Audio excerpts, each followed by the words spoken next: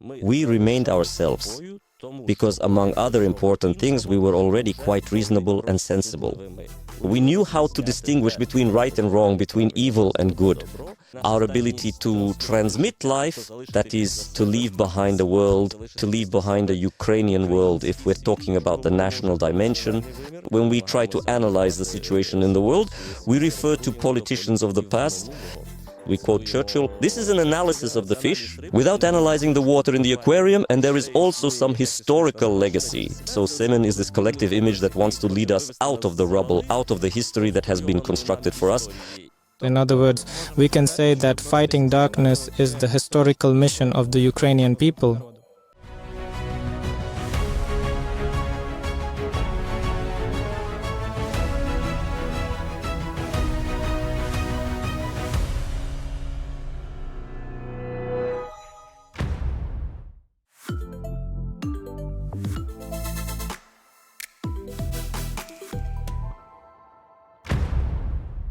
Greetings, I am Andrii Zelinskyi, and this is Archetype of the Nation, a cultural project that explores the foundations of Ukrainian national identity, who we were, who we have become, and who we must and can be.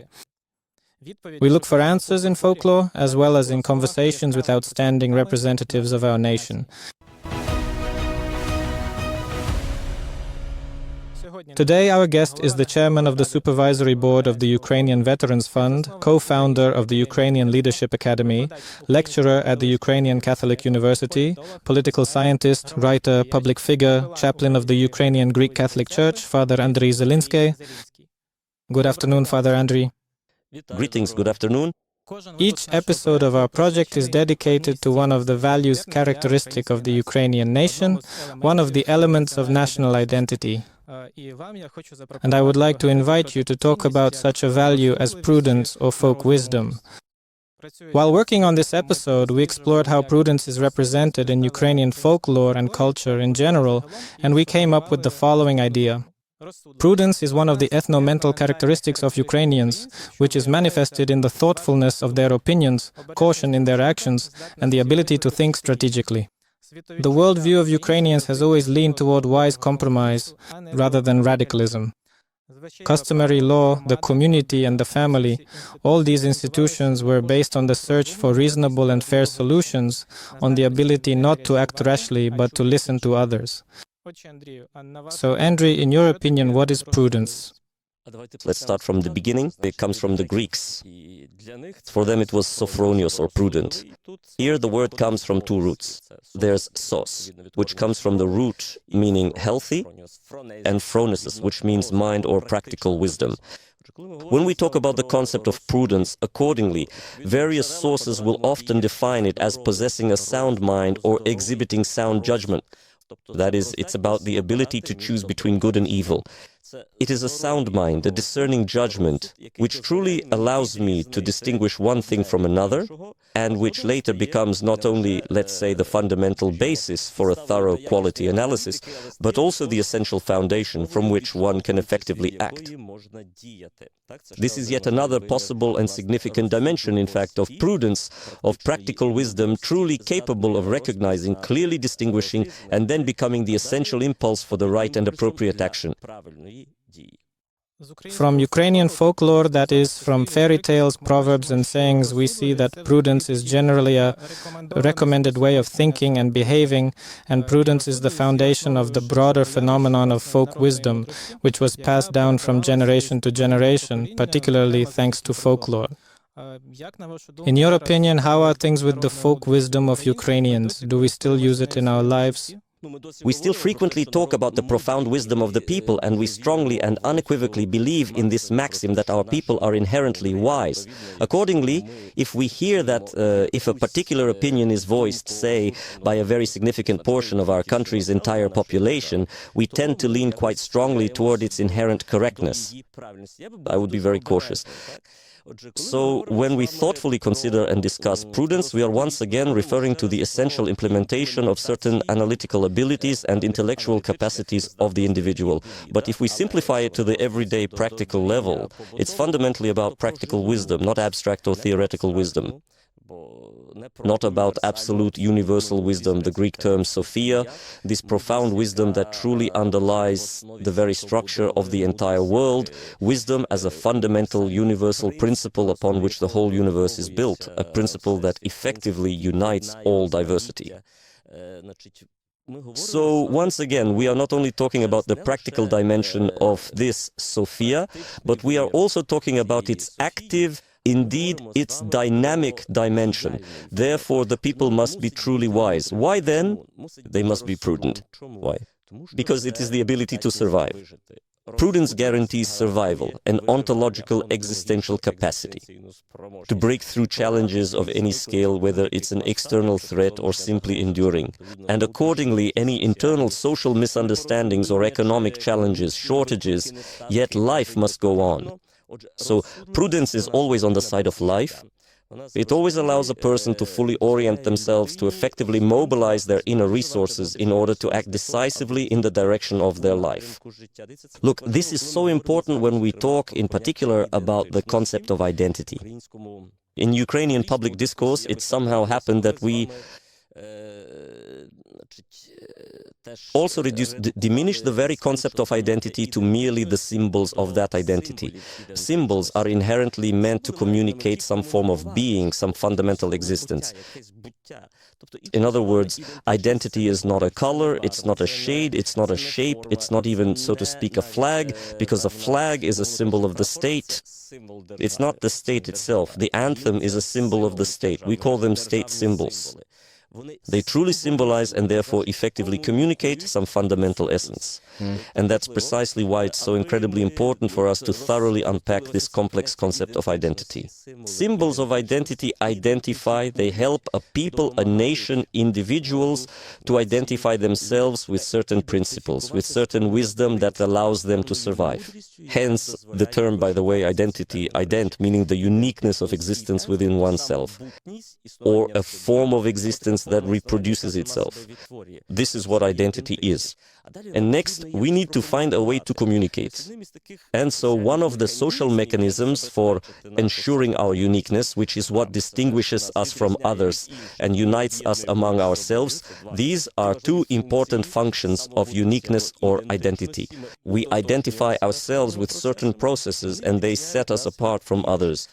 And so for this purpose, we have ultimately invented, or perhaps not invented, but this is a kind of social engineering, we have a system of values. That is, these are the criteria we rely on when making decisions. Values are the criteria for making personal or ultimately societal decisions. And these values form the foundation of our identity, the basis of our ability to overcome challenges. To remain ourselves, that is, to preserve the mechanisms that consolidate us, unite us, and help us protect ourselves from external influences. Why am I talking about this? Because prudence is one of these markers. It's not just a truly beautiful word, not merely a fine example of profound folk wisdom that appears in folklore in the rich diversity of characters, compelling themes, or certain verbal constructions. We are talking with you right now about a certain essential practice that truly ensures the continued existence of, first and foremost, the individual, and second, the broader community, the society, the nation, the people. So I would also consider prudence to be a truly significant one of these Sophian, truly wise and deeply insightful markers of the Ukrainian people. We survived, we remained ourselves because, among other things, we were already prudent. We knew how to distinguish where right is, where wrong is, where evil is, where good is, analyzing, communicating, interacting, and accordingly, we chose life and sometimes paid a very high price for it. Folk wisdom or philosophical academic wisdom, how are they different? Well, first of all, there has to be some connection, because wisdom is really about being itself, right? And then there are various philosophical or religious systems that somehow justify or explain the concept of wisdom. And academically, of course, we talk about methodology. Academic discourse is characterized by a certain scientific methodology, scientific analysis, and accordingly, that's one thing.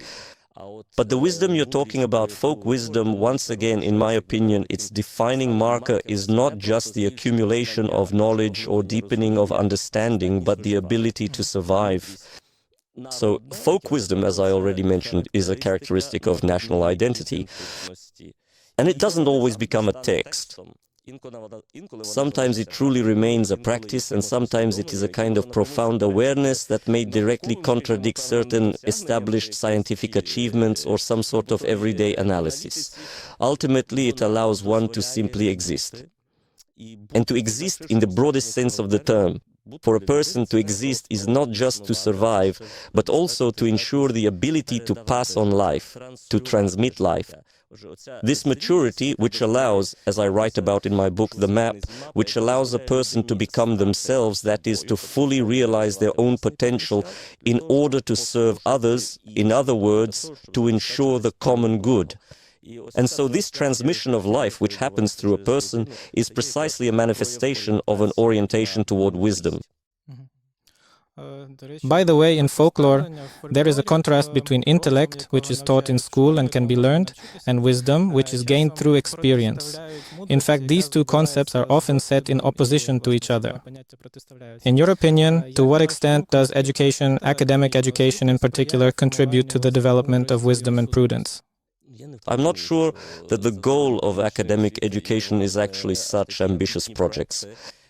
That's more a part of formative education. You know, today, especially in Ukraine, our entire educational process has also, unfortunately, lost its crucial and vital formative component, which is truly a significant pity, because this formative component, once again, really cannot be clearly and precisely defined by specific and narrow analytical rationality. And let's start with something deeper. Why do we need both? Because they make meaningful contact with reality possible. We are people, living beings, and we live in a specific context. And our survival, as we've already discussed, as well as our development, which we've also mentioned, and our ability to pass on life, that is, to leave behind a world, to leave behind a Ukrainian world. If we talk about the broader national dimension, they are directly connected to our core content. This involves contact with the current reality, with the specific context, and how well we can not only ensure integrity, but also truly enable adaptation to this rapidly evolving era. Today, for example, we are experiencing a period of existential challenge, and adapting to this context means that we need to employ all the necessary techniques and mechanisms that would ensure the development of our defense industry, that would secure our capabilities.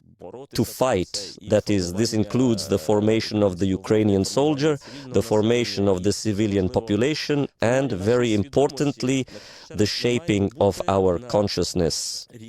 Once again, we must be able to interact effectively with what is happening around us. And now there are two approaches. One is the academic approach, which can clearly define the scale of needs and requirements, and then again analytically justify all the necessary measures in order to respond to these challenges. But there is another approach, because there is that dimension of a person that cannot be contained in any formula. There are those dimensions, those depths of the human heart or human consciousness, which, as I have already mentioned, required centuries and millennia, not only to ensure the survival of humanity as such, but also its development. That is, we need to save not only the person, but also humanity itself. And for this, as I have already mentioned, we truly need a genuine and profound connection with reality. This absolutely requires both careful analysis and, accordingly, dedicated academic efforts, but at the very same time, it also requires a human being. It absolutely requires humanity, so that the human being truly remains on the significant map of world history. So this is profoundly important. Next, I suggest we touch on a topic that everyone now claims to understand, at least most people think so, and that is politics.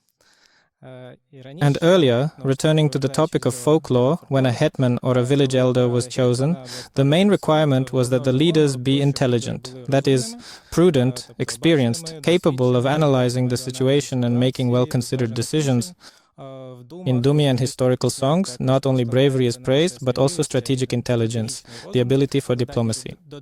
My question to you, as a political scientist, is: what traits and values characterize modern politicians? And among them, are prudence and wisdom actually present?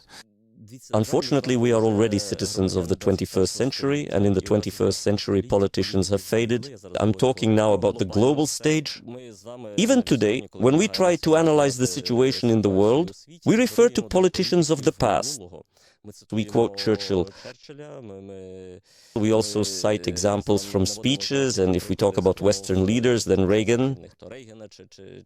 Then we look even deeper into history. Today we do not quote 21st century politicians as authorities. Perhaps it's simply because there is simply a lack of true wisdom. Perhaps even the practical prudence that exists today is more about the analytical ability to quickly process a large amount of information and then propose some effective actions. Thank you. But we are missing something. Authority must be based on the profound experience of wisdom that is put into practical application. None of us can fully grasp or completely encompass the vast concept of wisdom, but aiming for something that goes beyond our current understanding of the situation. That is, once again, certain value-based guidelines, which I already mentioned in response to the previous question. Not just the individual, but also humanity itself. To care not only about the person, but about humanity.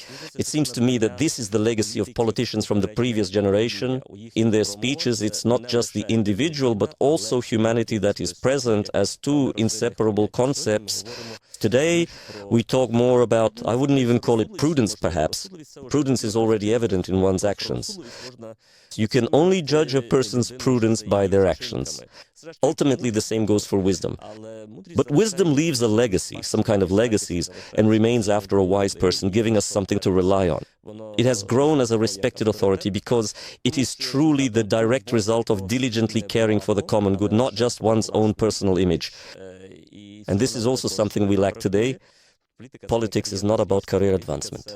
Politics is about caring for the common good. It's about how to organize relationships in society based on which values, so that, as I have already mentioned, society is not just a collective of people, but people equipped with humanity, people armed with certain value-based guidelines that allow for the realization of individual personal freedom and that guarantee, even at the institutional level, respect for the dignity of every person. So all these things, once again, we started with folklore, and that's very important because to some it might seem like we're just caring about a distant past, but in reality that's not the case. In fact, this is exactly what we profoundly carry with us through the many centuries. Certain fundamental archetypes serving as essential models, these stable and enduring patterns of our very existence in the world, of our perception and our attitudes. So, I explain it. We perceive things in a manner according to an archetype. Our attitudes toward the information we receive are shaped, and we act in accordance with attitudes. And if we talk about politicians in our history or in our folklore, and you were to cite some excellent models for us, then for me there are three quite obvious archetypes. The very first one, as I call it, is the hospitable type. Cook, a master of his own freedom, and for me that equals being a subject, a person who is aware of their own freedom and acts in accordance with that awareness. The second archetype is the warrior. The Soviet legacy has completely deprived us of the understanding that this is again one of the important archetypes of our thinking. In such cases, I usually suggest people turn to their school history textbooks and simply look at the content, analyze in how many wars our ancestors participated, how widespread it was, and imagine that all of this could somehow be reduced to a peasant who just sowed the field and chased crows away from it. This absolutely does not correspond to historical reality. That is, generation after generation, war after war, generations of warriors gave birth to new generations of warriors. It's just that over time, 70 years erased this from our collective memory. And of course, the guardian, the woman who preserves, who cares in various ways. A guardian is not necessarily someone who just tends the hearth. That is, women have been very active at different stages of Ukrainian history, but there is this sense that you must preserve something for the future to keep it and then multiply it. I deliberately mention these three archetypes now because when we talk about the common good, it means the good for everyone, for different people, but also the good that guarantees us this very culture, consolidation and protection from external influences. Then perhaps we need to somehow associate the concept of folk wisdom, including practical prudence, with those three archetypes: master of one's own freedom, warrior and guardian. And these are significant manifestations or clear signs that, in my opinion, can truly serve as a solid basis for modern Ukrainian politicians, if we're talking about them, to effectively ensure this vital connection. With the enduring legacy of previous generations, I mentioned archetypes in general, a few compelling examples of archetypes of folk existence in Ukraine, but they can most definitely be incredibly useful, both for effectively organizing society and for thoughtfully organizing the local community. Actually, if we look at it from another angle, from the people's perspective, can we say that Ukrainian civil society is now acting more prudently and wisely, or less prudently and wisely compared to historical events? Historically, you can't override its maximum. The people are wise, period. And now let's see who... Honestly, I've always found this statement really quite difficult, because where are the exact boundaries of this specific people? Yes, like an analytical mindset requires listing everyone, then figuring out who thinks what, and of course that's... Modern and effective methods of analyzing public moods and trends are truly important. The only thing is, these methods don't take into account certain historical legacies or culture. It's like analyzing the fish without analyzing the water in the aquarium. And there is also the water, and there is some historical legacy. There are certain factors that can resonate if the right triggers appear in society.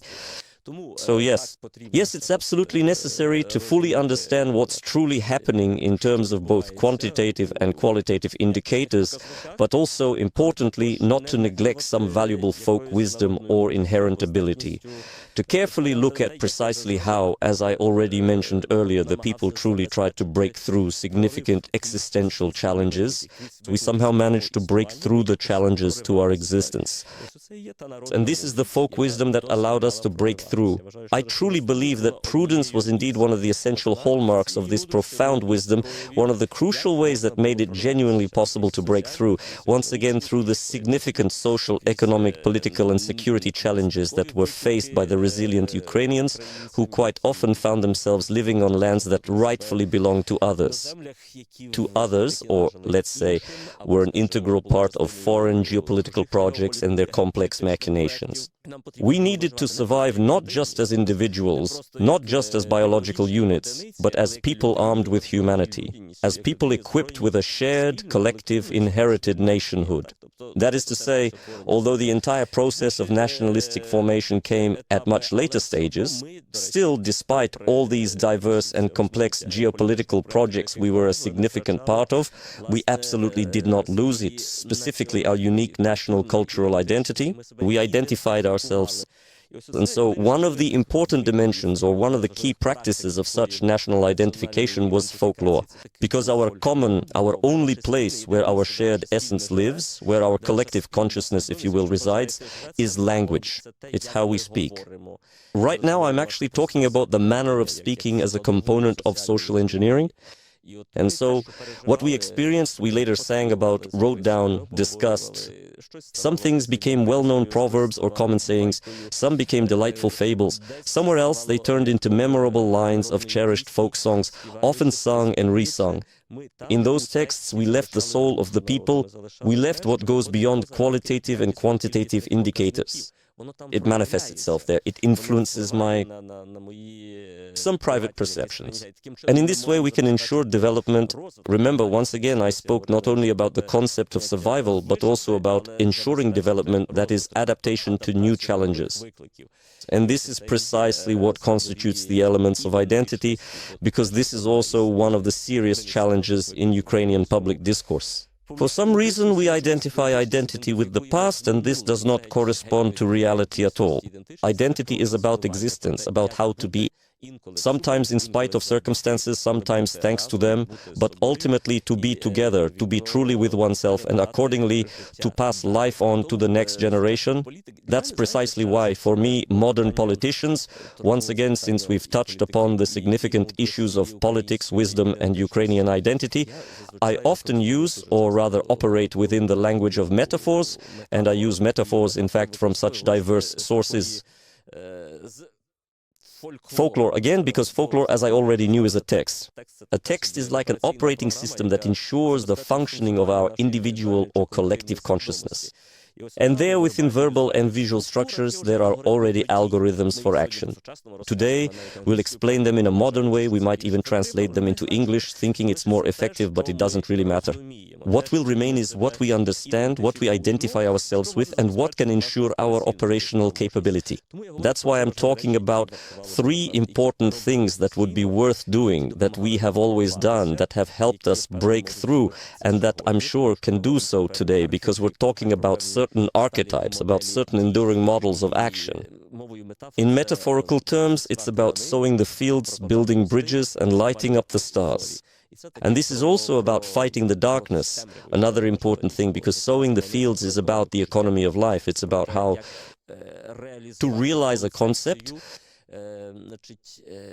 how to have an idea, but this idea, like any dream, like any freedom, requires resources, because our history has constantly deprived Ukrainians of their land, and a Ukrainian without land is difficult, and in this case, by land I don't mean agriculture, I mean the material resource needed to realize freedom, and freedom requires resources. And we sowed the fields. The field is a metaphor. In other words, this is once again the materialization of my dream, which allows me to find the resources to realize my own freedom. The second thing is bridges. We were constantly divided by rivers, and it seems that our history is not just about the Dnipro. We also had the Zbruk, we also had the Prut, and we also had imaginary distances in our culture, in our history, after all. And that's why building bridges is so important. For us to survive means having the ability to build bridges, to lay bridges. People meet on bridges, people communicate on bridges, people reconcile their views on bridges, and so life continues there. This is another important skill for Ukrainian politicians. These are institutions that guarantee consolidation, institutions that provide support. The third aspect of unity is to light up the stars. That is, it is the dignity of Ukrainians as individuals. Again, the social context, all the challenges already mentioned, and then let's recall a whole series of collective traumas that could not help but have an impact, like the Great Famine, poverty, repression, and everything else. They inevitably influenced how a Ukrainian feels in a specific historical context. The ability to light up the stars is the ability to restore a person's dignity, to look at them, to believe that there is a person there, so that the person believes they have the right to exist. Also a culture of dignity, that is the economy of life, the politics of consolidation, and the culture of dignity. And the fourth is the ideological component, the struggle against darkness. In darkness, you can't see anything specific, you can't see images. This is so important. I remember in 2014 to 2015, I was at war since 2014, and I recall that often in interviews I would say that I can imagine what a Ukrainian defeat might have looked like in 2014. It would have been the Russian world under the Ukrainian flag. And one of the key characteristics of the Russian world is the dominance of the collective over the individual. It's like when the people, Holy Rus, and so on, always take precedence over the person. There is no individual in this. Even humanity as a concept exists in Russian culture. But the specific vulnerable person with institutions in the state that guarantee this person their freedom within the framework of their personal existence, that does not exist. And so this is darkness when there is an abstraction, but there is no dimension for a specific human life. So these are the kinds of things, let's say, that I have pulled out from somewhere, perhaps very briefly now, but from the historical process, from our folklore. This is what we, so to speak, used to do, and this is what could be useful for modern Ukrainian politicians who should be focused on the common good, because it is prudence and wisdom to sow the fields, to light the stars, to build bridges, and to fight the darkness. In other words, we can say that fighting the darkness is the historical mission of the Ukrainian people. Yes, absolutely. But in order for darkness not to become some kind of abstract ideology again, there must be a person. Only a person is capable of overcoming darkness, any ideological darkness, any at all. We've already been through all of this, it seems. There must be a person. A person is something concrete. It's not an abstract guess. And by the way, our folklore, again, we're talking about prudence, and prudence is only possible at the level of the individual. A people can be wise when a Ukrainian is prudent.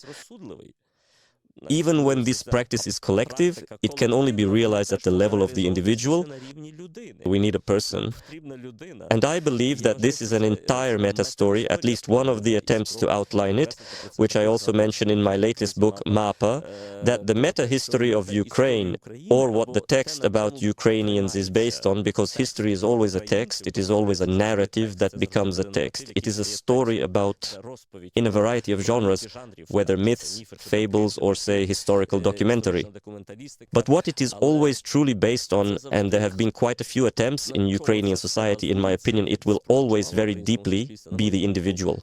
A person, a Ukrainian, the master of their very own freedom, who despite the many significant political and cultural transformations could very wisely, on a personal level, clearly discern where good truly lies and where it indeed does not. Where there is life and where there is not, and then continue to act and live according to the context. Maintaining prudence allows for a quality connection with reality, and that is always the foundation of any success, any victory. Let me remind you that today in the studio of the Archetype of the Nation project, we are talking about prudence with Andrii Zelinskyi here. So you have been in chaplaincy since 2006, which is almost 20 years now. Analyzing your military experience over this time, tell us, what role does prudence play in war? If in our ongoing war, and again I am specifically referring to the significant events that have transpired since the year 2014, if there had been absolutely no place for careful prudence in our prolonged war, then who truly knows if there would still be a viable place for us on the political map of the entire world today. So once more, prudence is indeed a profound form of wisdom, of a person specifically. And quite often, we were indeed able to break through, not simply because we suddenly came up with incredibly sophisticated strategies, but rather because we still had truly prudent people who genuinely knew how to orient themselves effectively in time. This qualitative contact with reality, I'm certainly not insisting on it, but that's just my personal interpretation of what we commonly call prudence. That's precisely what helped us. Not only, thank you very much, again, it's 2014, this is already the 11th year, remarkably. And the recent years, that's no joke at all. We haven't seen anything like this in the 20th century, the one we were born in. And, excuse me, in the second half of the 20th century, the one we were born in. And it's hard to imagine this in the 21st century. No one has experienced anything of a similar scale either. We, for my part, still exist. It is costing us dearly, but we are still here, and we are still here with you, and we constantly see this in the public space. It frequently appears in news feeds and in numerous interviews with our dedicated defenders who consistently keep talking about the very same thing, that there is a certain mental legacy that we absolutely have to fight against, because it truly seems to be stuck in institutional mechanisms and actively prevents us from breaking through, preventing the entire system from transforming. But there are these breakthroughs at the level of the reasonable. Warriors, masters of their own freedom, people who are free and dignified, not only declaring their freedom and dignity with verbal manifestos, but who act. Once again, prudence is also about action. It is about applied wisdom, about wisdom that has been lived through. Lived wisdom generates experience. And it is so important now that we do not lose this experience. This is already the Sophianic dimension. This is already wisdom. On a deeper scale, so that we do not lose the experience of our prudent people. And this requires effective mechanisms of communication. It should become a fable, a film, a myth, a song. It needs to be communicated effectively. It must become part of this very culture. This is a culture of dignity because it is about the dignity of each of us. We identify ourselves with the stories of these free and dignified people. And this must be voiced loudly. It must be voiced confidently. It shouldn't shouldn't just be some fleeting enthusiasm, like today we'll tell you how great we are and tomorrow we'll forget about it. This should become our operating system, our way of thinking, the categories through which we perceive the world, shaping our attitude toward what is happening and accordingly motivating us to take concrete actions. Can we truly say that prudence, the careful consideration and practical application of our own experience, should be one of the fundamental principles for developing the capabilities of the Ukrainian army? Look, everything that exists as a system, or it doesn't exist at all. Anything that is not systematic is doomed to disappear, to become part of a more capable system. If we are talking about social systems, we can simplify it and say that there are three important dimensions: resource, norm, and idea. Every idea requires resources and needs rules for how to use those resources in order to realize the idea, to achieve that goal. It is important for us to package the experience of these reasonable people, as I have already mentioned, into a system. Otherwise, it might remain nothing more than our folklore. We will sing about it again. After all, we've broken through more than once before. This isn't the first war in our history. We've already had warriors, we've already had victories and defeats, we've already been through it all, but we left all of that to live only on the pages of history textbooks. Folklore saves us because it serves as a compass, offering us value-based guidance, and that's why, once again, we didn't lose our way, we didn't scatter. Even though it was hard, we pushed through, and today we are still here. It's so important that the experience we've gained takes on a systematic form. Because simply singing again someday about precisely how incredibly cool we truly were from the glorious year of 2014 to, hopefully, the promising year of 2025 isn't quite enough. That's truly not sufficient. It has cost us far, far too much. It needs to become part of institutional systematic support. In other words, these are indeed institutions, and for us this somehow works very, very poorly. Institutions are one thing, but consciousness and, again, fundamental values are a completely different story. We often talk about them, but somehow we don't quite know how to effectively apply them in our real, everyday life. So, rationally, we are now talking with you about how this is a value or a virtue, a wisdom practiced by an individual, but it is just as important perhaps for our institutions to become rational as well. That is, in order to get there, a person not only needs to take care of their career growth and thus strive for power, but also to cultivate life wisdom. A person, this is a formula I like, it's a simple formula, is experience plus language. Experience is something you gain, and then how you become aware of it. You become aware of it in a certain language, and how you communicate it to others. You also communicate it in a certain language. So, how you ultimately shape yourself, but the fundamental foundation is experience. So the profound experience of this ongoing war, the remarkable prudence shown on the battlefield today by many brave Ukrainian soldiers, the incredible prudence shown by the resilient Ukrainian civilian population who steadfastly remain, but continue to work for victory, who overcome the darkness because they sustain life, because they overcome the consequences of war in Ukrainian cities today. That is, this must become institutionally formalized, that is, defined and articulated at the level of values by a culture of dignity. We need to talk about this to articulate it. Look, but the diversity of genres, again, because for many people there's immediately this sense of a trap, as if no, this isn't a return to the past. Identity is never about the past. This is very important to remember. Identity is about existence, but in the way that we choose. This is how we identify ourselves and how we want to live.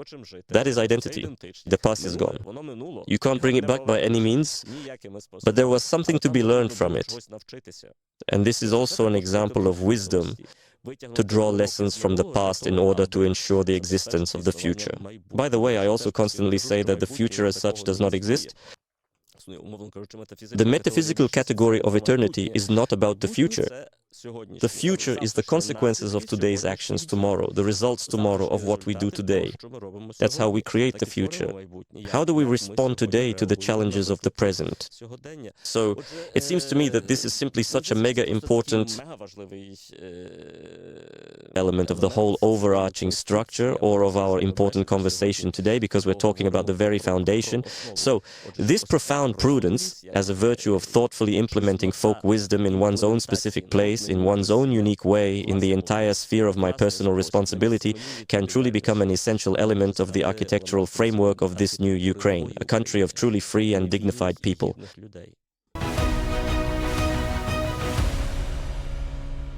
The Archetype of the Nation is created with the support of the Ukrainian Cultural Foundation and is released in various formats. So choose the ones you like. Listen, watch, read our episodes, and also share your thoughts in the comments, because in this project, every opinion matters. And of course, subscribe to our channels and pages so you don't miss anything interesting. All the links are in the description for this episode. Now let's talk about faith, about questions of faith. When talking about Ukrainian identity, it's worth mentioning that in Ukraine, we've developed a kind of syncretism between Christian faith and pre-Christian beliefs, even though Christianity was adopted as far back as the 10th century.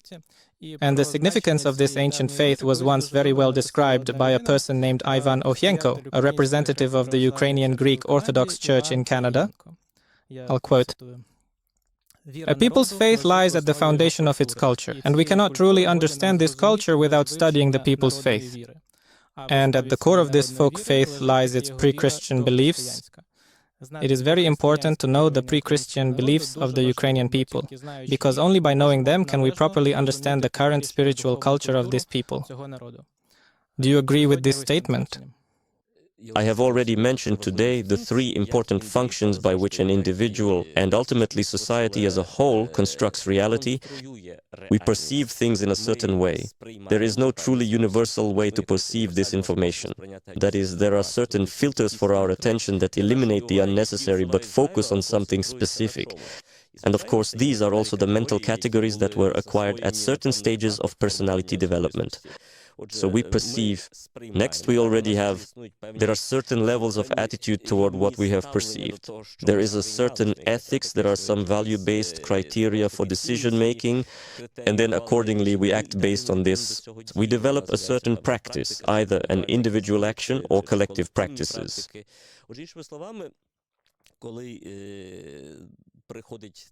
In other words, when Christianity comes to Kyiv, there already exists once again a social form of worldview, and it is impossible to get rid of it. It becomes Christianized, but it doesn't disappear.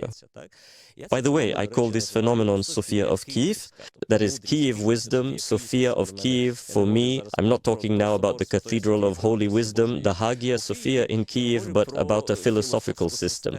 Sophia, the profound wisdom of Kyiv, and it actually truly and fundamentally unites these two distinct systems of worldview, and ultimately of constructing reality. And for me, it profoundly manifests not only in certain specific worldview positions, but primarily and most importantly in the practical application of this particular worldview. That is to say, in fundamental values, values that serve as essential criteria for making both personal and collective decisions. And I even have certain markers of this Kyiv Sophia. That is to say, these are indeed the practices, but ones that have acquired a very specific verbal constructions, yes. So, if you try, or you've probably already tried, analyzing Ukrainian folklore, or even more specifically, I'm talking about folklore, meaning traditional folk songs, captivating tales, or classical literature, then significant words like freedom, that is the profound love of freedom, justice, the heart, this is very important. Again, Skovoroda and everything related to Kordocentrism in Ukrainian philosophy, heartfulness. But for me, this is the Ukrainian manifestation of the concept of dignity. What dignity was in Western European feudal society was directly tied to status. Dignitas, accordingly, is aristocratic origin, which also implies a land allotment. Not everyone had dignitas. Dignity did not belong to all. For Ukrainians in particular, as articulated by Grigory Savich, our Skovoroda, he says that wisdom, God Sophia, lives in the heart. So every heart becomes a place where God's wisdom, Sophia, can dwell. The word heart is mentioned 1,146 times in Skovoroda's legacy.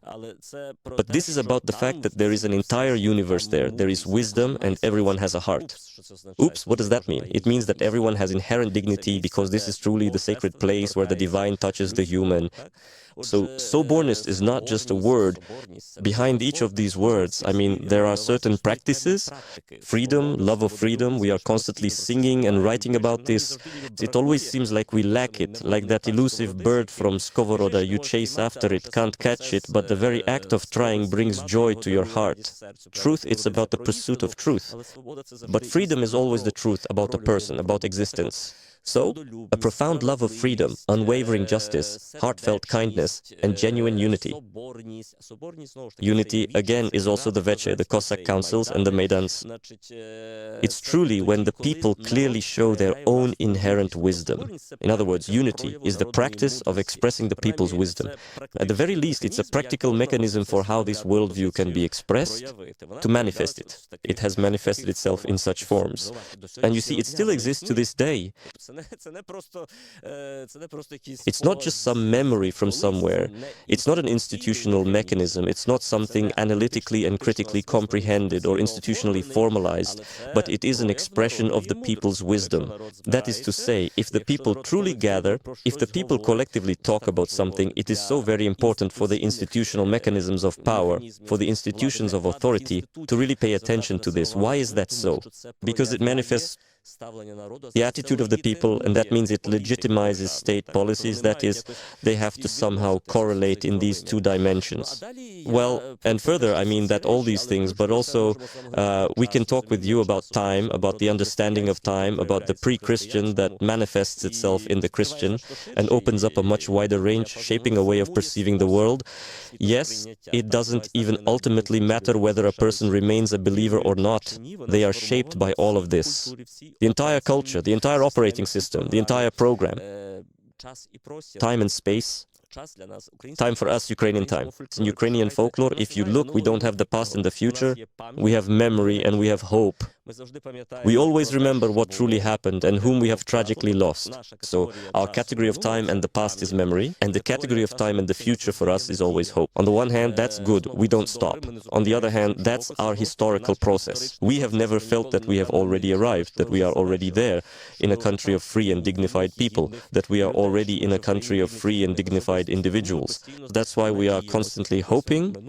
So here you have the past, the future, memory and hope. Space for us also has its own dimensions. This is the space of the sacred, everything holy. And this is still a pre-Christian value when everything is sacred. The willow, the water, the sun, the sky and everything else, that is, this is the category of reading some transcendent supernatural essence from the visible, the empirical. And this is Sophianity. It is the ability to read the wisdom of being. As I always say, this is one of our, so to speak, Ukrainian philosophies, the Ukrainian school of informal, non-academic philosophy. Skovoroda was never an academic philosopher, but this is in fact just a very vivid, an example of what we ourselves talk about. Wisdom on your feet, wisdom in action, and prudence as a mechanism for realizing this Sophian wisdom. And this Sophian phenomenon, as I have already mentioned, is a certain personal formation of the individual, of interpersonal relationships, and even of social relations, which takes place not exclusively, but in particular, on the basis of these values we have discussed. Memory is, and accordingly we have hope. And by the way, Serhiy Borisovich Krymsky, he absolutely must be mentioned here, because he is the one who actually defines these significant spaces, the archetypes of the fundamental places of our Ukrainian existence. This truly includes the home, the church, so to speak. But here, the home is one of the crucial criteria, the essential criteria for defining our sacred space. That is, everything is truly sacred. And this sacred world is embodied in the home, which must reflect the sanctity of this world. That is, the home must be arranged in a Sophianic wise order.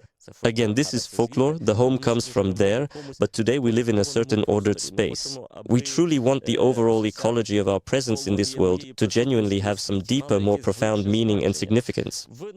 In our folklore or in our historical heritage, there is a place where icons, a place to sleep, a place for livestock, and in general, a place where a house can be built.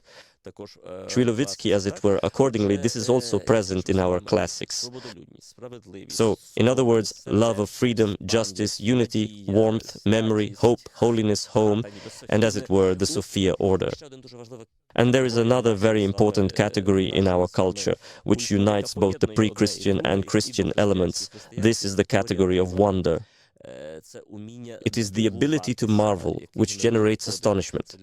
For me, this is one of the decisive ones. This is a category of aesthetics. Our Kyiv, or Ukrainian aesthetics, is about wonder. I could start quoting the classics right now, Kostenko, Shevchenko, Zahrebelny, and going back to Ilarion of Kyiv, who speaks about Saint Sophia of Kyiv, which is one of the earliest mentions in Kyiv literature, saying that this is a wonder for everyone. For the surrounding peoples, yes, but it is truly the category of wonder. Beauty as a profound wonder, something that truly amazes and pulls you out of your current context. So all these significant markers of Sophianness that I just listed, or those that make up the magnificent architecture of Saint Sophia of Kyiv, are actually present not only in our rich folklore, but also in our everyday lives today. We use these terms, we often talk about them, probably without paying much attention, but they do, in fact, truly originate from there, from the revered Saint Sophia of Kyiv, from the profound wisdom that somewhere here in the unique combination of two distinct traditions, two differing worldviews, two significant philosophies, even two separate religions, was carefully formed into what we might try to call Kyiv wisdom, Sophia of Kyiv.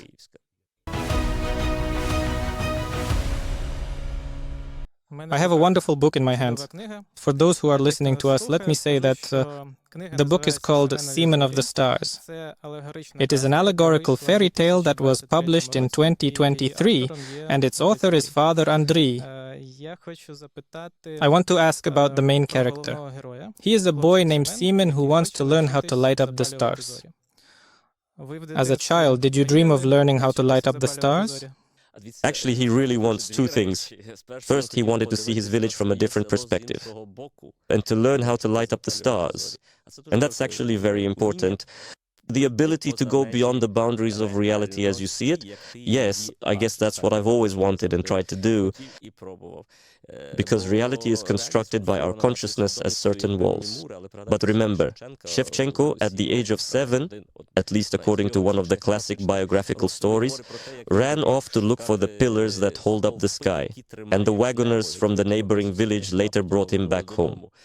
So, running off to look for the pillars that hold up the sky means seeing your village from a different perspective. It means understanding that there are alternative ways of seeing yourself and your own history, that there are other possibilities out there, ones that don't extinguish people but instead light up the stars in their eyes. And as I mentioned, if history truly extinguished the resilient Ukrainians, then why not seek out those who genuinely ignited them, those who brightly lit the stars in their eyes? With what? With their love of freedom and their devotion to their own dignity, to human dignity. We rely on them. They are the pillars that hold up the Ukrainian sky. These are Ukrainians who remained masters of their own freedom, free people and people of dignity. And in the book, too, in the fairy tale, there are allusions to certain figures from our history. In particular, I like to talk about this. This includes Maria Primachenko, who endures, devoted to her ideal of beauty, which may not be understood by others, but you must go beyond the rampart, look at your village from a different perspective, so you can light up so many stars with the way you marvel, with the way you amaze others. And this is also Skovoroda. How could we do without him? Of course, the world tried to catch him, but failed because his heart was much greater than the world and greater than any offers the world could make to him. This is also about wisdom, about Sophia. And the same goes for Vasil Stas. For us, he is a symbol of how one can refuse to accept injustice, even when everyone around has already adapted, when everyone else finds it convenient. Perhaps not everyone, maybe there are still a few others, but he decides that no, he will not accept injustice.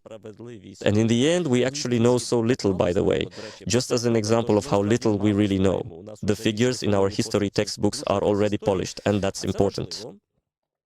Because this is about Semen Zori, about that young boy, about that Ukrainian who truly knows how to light up the stars, Hryts Pipskai. For me, when I speak to large audiences in Ukraine, audiences of very different backgrounds, I always have a classic and important question. Do you know who Grigory Pipsky is? And you might be surprised, maybe 2 or 3 people, if you're lucky, will raise their hands in a large audience. Archetype is that 20-year-old young man who, at Kruti, stared down the barrel of a machine gun and sang, "Ukraine has not yet perished." And now we are once again witnessing similar phenomena repeating themselves. So, once again, something is alive. But for me, this isn't about something abstract, it's about freedom. It's about this radical, unwavering freedom of a Ukrainian staring down the barrel singing, "Ukraine has not yet perished." And I sing as if it's a freedom of, the optimal scale, a freedom from the fear of death, a freedom to live in spite of every possible challenge. Yes, and we remember them. Do we remember Archetype? No, unfortunately. And Hritz wasn't the only one like that. So Semen is this collective image that wants to lead us out of the rubble, out of the history that was constructed for us.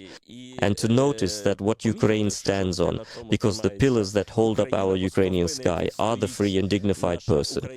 It's not an ideology about humanity, about statehood, about nation. Everything else will follow when there are free and dignified people.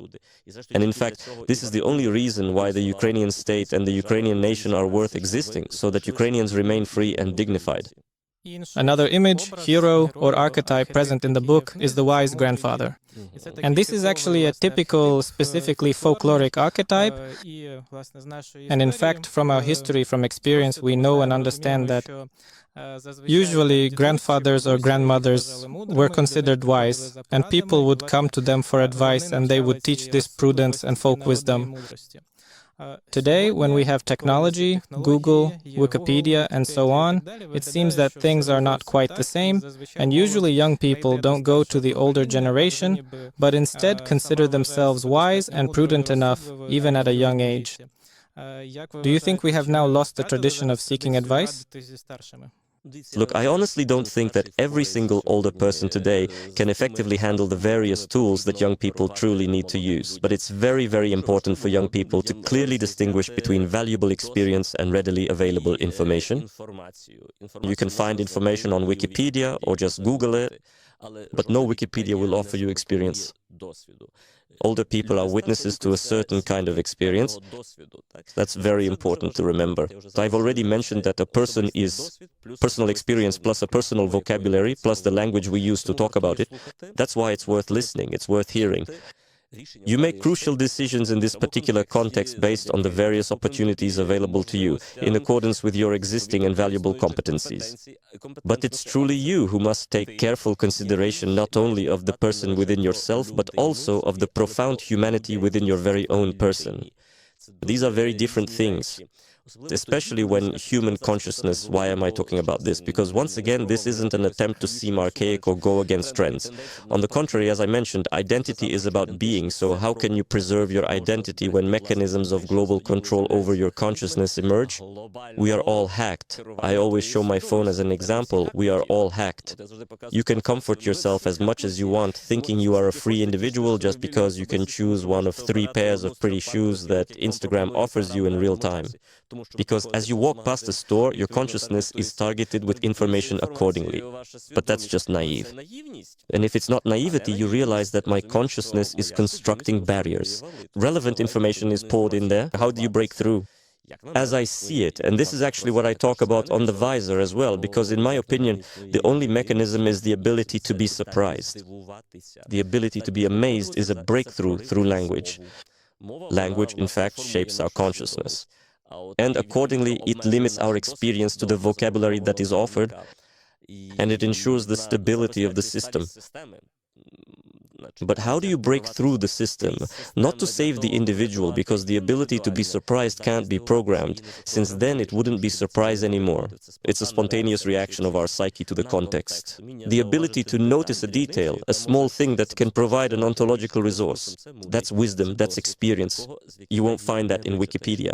It requires more than just information. It truly requires a deep, real presence, learning your very own personal presence.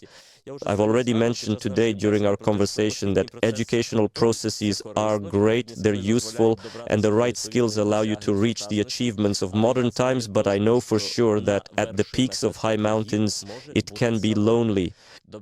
Reaching some dreamed of career growth is not a guarantee. Happiness does not guarantee maturity, it does not guarantee meaning. You can't lose this along the way. And one of these verified sources is such experience, and it's better if it's the experience of sensible people. And now it's time for our traditional game with our guest, called the Folklore Chest. Today we have proverbs and sayings. What is the game about? We've selected several proverbs and sayings about prudence and wisdom. I'll start a proverb, and you, Father Andrii, have to finish it. If you don't know the well-known traditional version, you can suggest your own. Shall we play? Let's give it a try. Let's try. First one, measure 7 times. That's a tough one. And what comes next? Well, I would finish it like this. Measure 7 times, and then what? Seems like that. But look, and then comes experience. Measure 7 times, and then use your experience. A wise man doesn't say everything he knows, but a fool. I don't believe in fools. I believe in the reckless.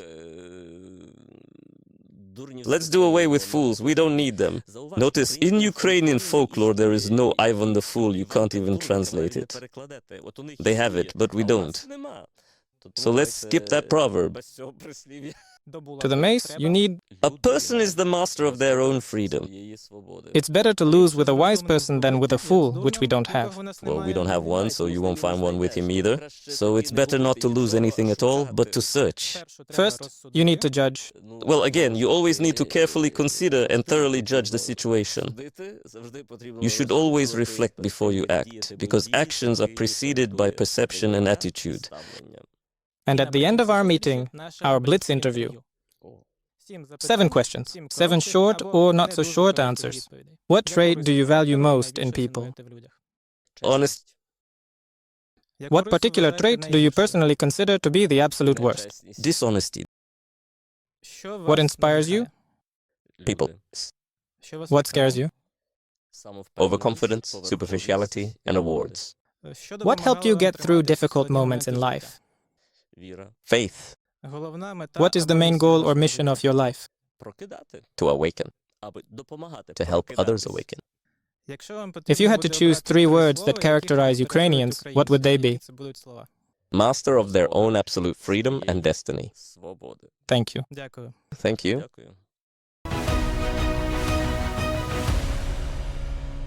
Friends, today in our studio we had Andrii Zelinskyi, chairman of the Supervisory Board of the Ukrainian Veterans Foundation, co-founder of the Ukrainian Leadership Academy, lecturer at the Ukrainian Catholic University, political scientist, writer, public figure, and chaplain of the Ukrainian Greek-Catholic Church. Write in the comments what interesting things you learned for yourself. Do you think that prudence is one of the important values inherent to the Ukrainian people? Let me remind you that you can watch episodes of the Archetype of the Nation project on YouTube, listen on your favorite podcast platforms, and read on the website magicworld.com.ua. In particular, there you will find popular science essays prepared by folklorist Marina Demediok, as well as recordings of folklore works performed by well-known actors. Thank you for your attention and goodbye.